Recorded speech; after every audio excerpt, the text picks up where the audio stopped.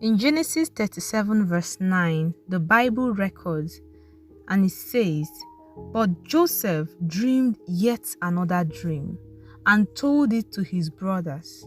He said, 'See here, I have dreamed again, and behold, this time not only the 11 stars, but also the sun and the moon bowed down and did reverence me.'"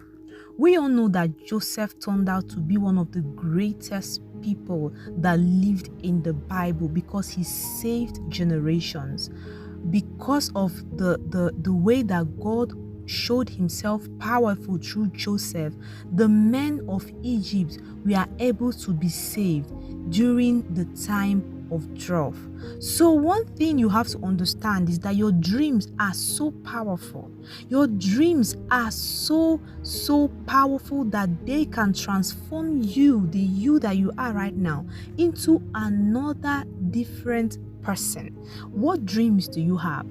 What dreams do you have in your mind? What things do you believe that can become of you in 2 years, in 3 years? Whatever you think that you can become, your dreams can make you different from another person. In fact, what makes you different from your neighbor, what makes you different apart from your destiny and apart from your fingerprint and every other thing that makes you a single individual, is your dream. Your dream is so important. Your dreams are the things that will direct you in your paths that you want to follow in your future. Be it physical dream or spiritual dream, or the things that you see with the eyes, your inner eyes, the things you see with your inner eyes, the things that you imagine, the places that you imagine you want to be, the heights that you imagine you want to reach. These are your dreams. So 4 ways to make your dreams to come to pass. I'm going to be sharing it with you, but today we are talking about the power of these dreams. The power of these dreams are so immense. I tell you, those dreams that are coming to you, you're not the one that orchestrated them. You're not the one that put them there. It is God that put it in your heart. It is God that put it in you to dream those kinds of dream. Why? Because one day, one season, one period of your life, you will find yourself in those places. So the reason why God is placing those dreams in your heart right now is so that you will begin to prepare. God is not placing them there as a reassurance that the next day you're going to enter into them. No, the only time that you are permitted to get to the gate of entering those possibilities of your life is when you have met preparation. When you are prepared enough, you can enter those gates and possess them by the power of God. So one thing you have to do is to be ready.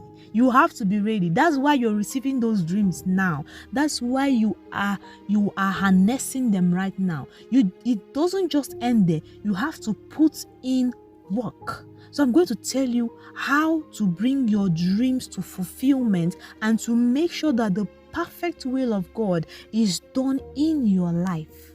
The first way to bring those dreams that you're dreaming in your mind, the first way to bring them to come to pass is to be focused. You have to be focused. You have to set your eyes. Don't lose sight of those things that God has told you.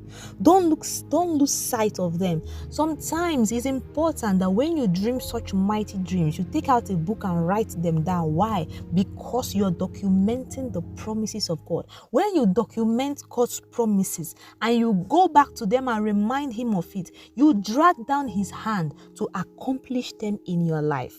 So one thing you have to do is to be focused. You have to be focused on those dreams. You have to focus on them. Focus on how to actualize them. Think about them. Meditate on them. Find ways that you can birth them from inside you. The second way is to be ready. You have to prepare yourself. Preparation is very important. Jesus prepared Himself for the cross. I'm telling you, Jesus had to pray and pray and pray. So the extent that the sweat that came out of His body was as thick as blood. That was to the extent that Jesus prayed to be ready for the cross, for the burden that he was about to bear. So how much more you have to be ready. You have to be ready for the gates you're about to enter. You have to be ready for that marriage. You have to be ready for that business. You have to be ready for those people that you are yet to meet. Because when you are not ready and you enter them, they will leave you and you will feel that God has failed you. But you wouldn't know that somehow you failed yourself by not being ready. The third way to bring your dream into actualization is to know what it takes. The more that you understand the meaning of your dream and what it will take you, this will help you to get ready for them. You have to know what those dreams will take you. You have to know the time. You have to know how much energy you have to put in. You have to know the things that you leave, the things that you cleave, and the things to leave. Do you understand? So it's very important, because if you do not handle them with hyper importance, they will not come to pass. That's how delicate dreams are. You understand? The same way they came from the air, they can fly away into the air if you are not putting these into practice. Another way to bring your dream into actualization is to follow men. If you know those men that have gotten to a place that resembles where you are going to, begin to follow them. Begin to download the things that they talk about. Begin to follow them bumper to bumper. Know what they're talking about. Know how they achieved the things that they achieved. Try to put into practice the same thing that they put into practice, and you will see yourself becoming the very person that God has destined you to be. So it doesn't matter who you are. It doesn't matter where you're coming from. All you need to do is to have a dream. Thank you very much for listening and for watching this video. If you love the content that you keep listening to on this channel, I want you to subscribe to this video, subscribe to this channel, like this video, and comment in this comment section below. Thank you very much, and see you in the next video.